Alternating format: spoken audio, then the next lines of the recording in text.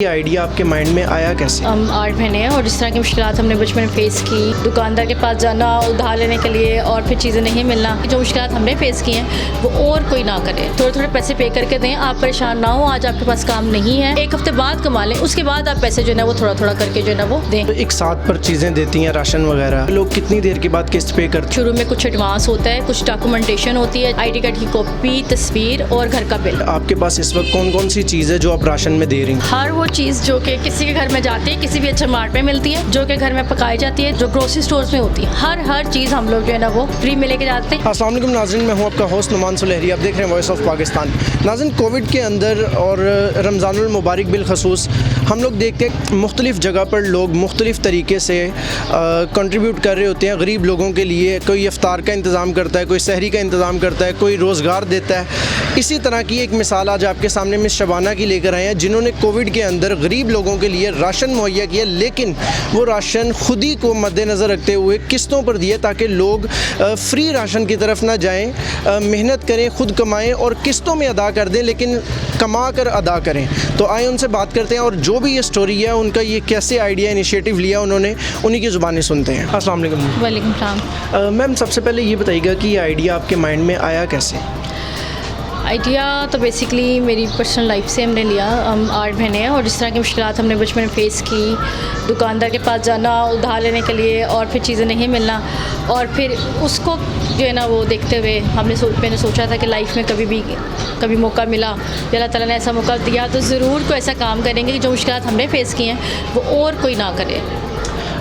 कोई ऐसा काम करेंगे जो कि फ़लाही काम हो, ये तो सोचा था, लेकिन और भी तो मुख्तलिफ़ आइडियाज़ थे। रमज़ान था, अफ्तारी का, जिस तरह अक्सर हम लोग देखते हैं, अक्सर जगह पे तमाम होता है, या मज़ीद ऐसे फ़लाही काम है। ये एक ऐसा मुनफरिद काम है जो कि शायद पाकिस्तान में इस नौइयत का काम नहीं हो रहा। तो इसका आइडिया आपके माइंड में कैसे आया? बेसिकली बहुत सारे फ़लाही काम होते हैं, आप बिल्कुल सही कह रहे हैं, जिसमें लेकिन इज़्ज़त नफ्स जो लोगों की है ना उसमें मजरूर नहीं होना चाहिए। हमारे पास जितना भी सफ़ेद पोश तबका है वो आपने देखा होगा वो लाइनों में नहीं लगता राशनों के लिए, ठीक है।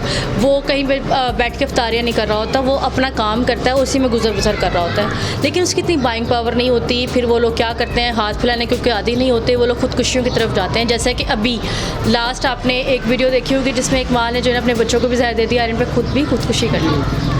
पाकिस्तान में लोगों को भिख मंगे बनाने के लिए, लाइन में लगाने के लिए तो बहुत काम हुआ है पाकिस्तान में भूख के ऊपर काम नहीं हुआ, ठीक है। हम क्यों लोगों को तरगीब दें कि आप आएँ और फ्री राशन ले लें? हम क्यों ना लोगों को से कहें कि आप कमाएं इज़्ज़त के साथ, थोड़े थोड़े पैसे पे करके दें, आप परेशान ना हो। आज आपके पास काम नहीं है, आप फाइन लिविंग से राशन ले जाएँ और कल कमाएँ, परसों कमा लें, एक हफ्ते बाद कमा लें, उसके बाद आप पैसे जो है ना वो थोड़ा थोड़ा करके जो है ना वो दें। क्योंकि हमारा सफ़ेद पोश तबका जो है उसकी इज़्ज़त नफ्स भी मजरूर नहीं होती। उसको पता है कि मैं सामान ले आया हूँ, ठीक है, आज जो है ना वो काम नहीं है तो मैं कल कमाऊंगा और कल इसके पैसे जो है ना वो पे कर। तो एक साथ पर चीज़ें देती हैं, राशन वगैरह, इसका क्या सिनेरियो? लोग कितनी देर के बाद किस्त पे करते हैं और किस तरह आप मैनेज करते हैं? इसका सिनेरियो ये है कि हम 1 महीने के उधार पे उनको राशन देते हैं। शुरू में कुछ एडवांस होता है, कुछ डॉक्यूमेंटेशन होती है, जैसे कि ID कार्ड की कॉपी, तस्वीर और घर का बिल। उसके बाद हम राशन 3000 तक का उनको देते हैं। एडवांस के बाद उन्होंने 500 रुपये हफ़्ता हमें जो है ना वो देना होता है। अगर उसका सामान कम है तो हम उनसे पूछ लेते हैं कि आपको कितनी आसानी होगी। 500 रुपये हफ़्ता बड़ा आसान है किसी के लिए देना। आजकल जो महंगाई है, 500 रुपये में घंटियाँ भी जो है ना वो नहीं पकती है। अगर कस्टमर जो है ना हमारे पास सही चलता है, 3000 तक की किस्तें बड़ी स्मूथली हमें पे करता है। फिर अगर फैमिली बड़ी है फिर नेक्स्ट 5000 तक, उसके बाद 10,000 तक, फिर 15,000 तक राशन जो है ना फैमिलीज़ को देते हैं। ये रकम तो इस तरह बढ़ती है जैसे जैसे फैमिलीज़ बड़ी हों? हाँ जी। अच्छा मैम, ये बताइएगा कि आपके पास इस वक्त कौन कौन सी चीज़ है जो आप राशन में दे रही हैं? हर वो चीज़ जो कि किसी के घर में जाती है, किसी भी अच्छे मार्ट में मिलती है, जो कि घर में पकाई जाती है, जो ग्रोसरी स्टोर्स में होती है, हर चीज़ हम लोग जो है ना वो फ्री में लेके जाते हैं। इवन स्टेशनरी का सामान भी अगर बच्चे आपके स्कूल जाते हैं, पेरेंट्स को तंग करते हैं, हमारे पास लंच बॉक्स नहीं है, हमारे पास ये चीज़ें नहीं है, तो वो यहाँ से वो भी इंस्टॉलमेंट के अंदर ग्रोसरी के साथ जो है ना वो ख़रीद के लेके जा सकते हैं। इंटरव्यू से पहले एक बात में आपने ये भी कहा कि हम लोग हफ़्ते में एक दफ़ा गोश्त का अहतमाम भी करते हैं, उसका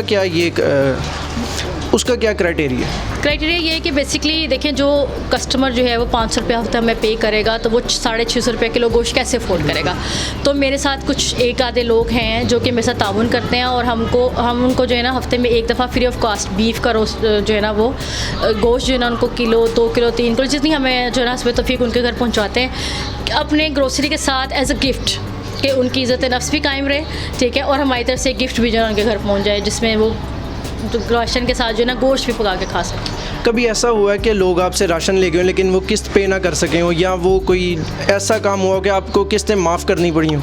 अगर इन सम केसेस कुछ लोग नहीं आते तो हम जाके उसकी वेरिफिकेशन करते हैं। अब पता चलता है कि अगर उनके घर के सरबराह की डेथ हो गई तो हम खुद भी उनको फ्री ऑफ कास्ट राशन जो है ना वो उनको माफ़ कर देते हैं। हम उनको फ्री राशन जो है ना पहुँचाना शुरू कर देते हैं। इसी तरह ही हमारे कस्टमर्स में से कुछ बेवा फैमिली हैं, कुछ यतीम बच्चे हैं, लेकिन वो हाथ नहीं फैलाते, घरों में काम कर रही हैं या कोई और घर में काम कर रही हैं, तो फाइन लिविंग उनको भी हेल्प करता है। उनको भी चैरिटी एक हमने काउंटर बनाया हुआ है, तो हम उनको वैसे भी फ्री ऑफ कास्ट राशन उनके घर पे जो है ना वो दे के आते हैं।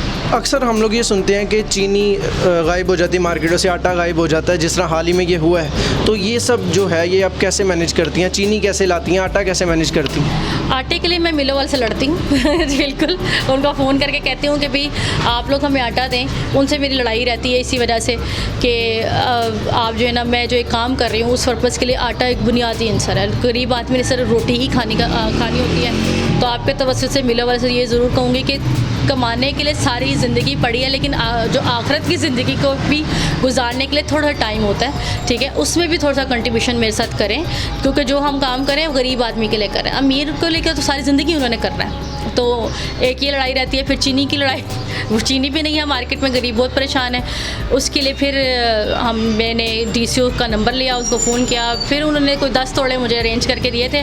आज उस बात को भी एक हफ़्ता गुजर गया। अब नेक्स्ट चीनी मैंने कैसे अरेंज करनी है, तो इस तरह की मुश्किलात मुझे फेस करनी पड़ती हैं, लेकिन मैं करती हूँ। ज़ाहिर है हमारा कस्टमर गरीब है, कोई किसी ने तो उठना है, उनके लिए काम करना है, तो वो मैं क्यों नहीं हो सकती। तो लिहाजा एज अ लेडी मैंने सोचा कि मुझे ही करना है, तो फिर मैं ही फिर जाती हूँ, फिर ढूंढती हूँ चीनी कहाँ से लानी है, आटे वाले से लड़ती हूँ कि आटा दें आप मुझे। तो इस तरह जो है ना हम लोग मैनेज कर रहे होते हैं। आपकी इस वक्त कितनी ब्रांचेज़ हैं लाहौर में? 3 ब्रांचेज़ है हमारी, ठीक है। अभी रिसेंटली एक ब्रांच का इफ्तिताह हमारा कल है गाज़ियाबाद में, और अल्हम्दुलिल्लाह अल्लाह ताला ने बड़ी बरकत डाली। Aahista Aahista step by step, लेकिन हम उन इलाकों में बनाते हैं जहाँ पे हमारा गरीब रहता है, उन्हीं एरियाज़ में हम सेलेक्ट करके वहीं पे ब्रांचेस बना रहे हैं। ज़ाहिर है 3 ब्रांचेज़ हैं, स्टाफ भी होगा आपका, तो कैसे मैनेज करती हैं? स्टाफ को पेमेंट करती हैं या सब कंट्रीब्यूट कर रहे हैं आपके साथ? नहीं, वॉलंटियर तो नहीं है बेसिकली। ज़ाहिर है वो भी फैमिली वाले हैं और मैं उनको सैलरीज दे रही होती हूँ, और फिर सैलरी के हिसाब से जो है ना अपना वो गुजर बसर जो है ना उसके हिसाब से कर रहे हैं। हम लोग ये देखते हैं कि मुआशरे में अच्छा काम करने वाली ख़वातीन को भी तनकीद का निशाना बनाया जाता है। आपको कितनी तनकीद का सामना करना? मुझे तनकीद का सामना एज ए ट्विस्ट तो नहीं करना पड़ा। लोग बड़ी दुआएं देते हैं मुझे, पूरे पाकिस्तान से बल्कि पूरी दुनिया से कॉल्स आती हैं, बहुत दुआएं लोग देते हैं। मेरे कस्टमर मुझे बड़े प्यार करते हैं, बड़ी दुआएं देते हैं आके। तो एज इट इज़ मुझे कोई इस तरह की मुश्किलात का सामना तो नहीं करना पड़ा, लेकिन सम टाइम्स कुछ फ्लोर मिल्स वाले कह देते हैं कौन सी फ्लाक कैसा काम, ठीक है, सिर्फ इस वजह से कि उनको आटा जो है ना वो हम मुझे जो है ना वो ना देना पड़े, वो ऐसे माफिया को दें जो कि ज़ख़ीरा करते हैं या फिर महंगा बेचते हैं। अदरवाइज़ मुझे कभी किसी से कुछ नेगेटिव सुनने को नहीं मिला। कोविड के दौरान में शबाना पैसे सेव करने की बजाय गरीबों पर लगा रही हैं और अपनी आखिरत को सेव कर रही हैं। देखते रहिए वॉइस ऑफ पाकिस्तान। अल्लाह ने के बाद।